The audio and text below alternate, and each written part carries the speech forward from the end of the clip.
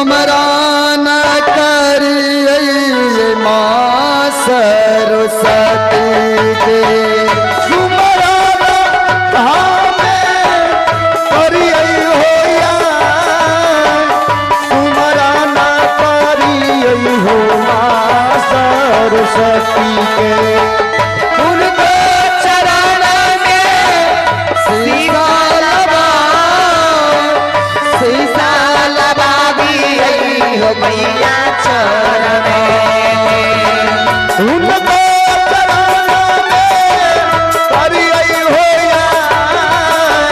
शीशा लगा हो मैया चरण में तब सुमरान करिए होया सुमरान करिए सात बाहिर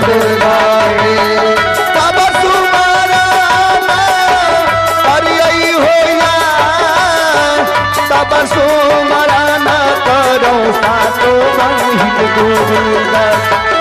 उनके चरण में सीलल हेला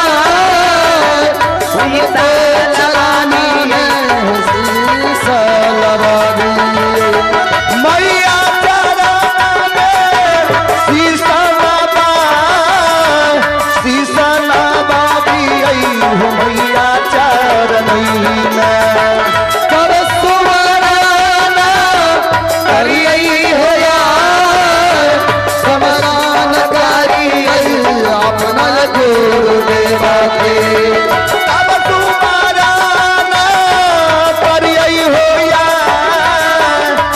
सुमरान करो अपन गुरुदेव के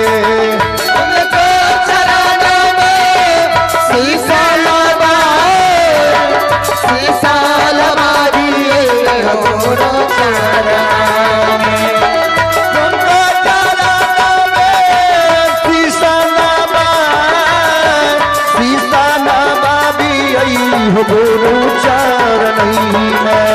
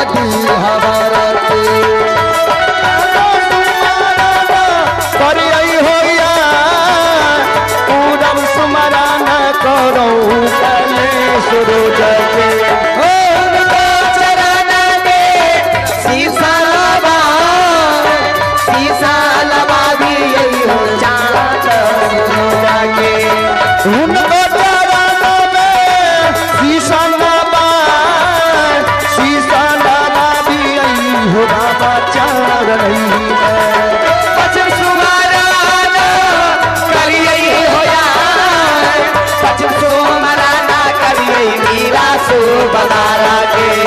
पश्चिम सुमरान करिए होया पश्चिम सुमरान करो मीरा सूबेदार के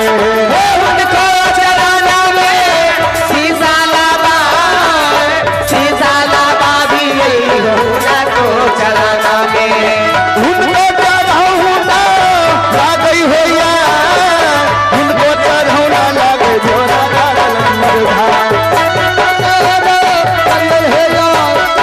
सुमरान करिए राजा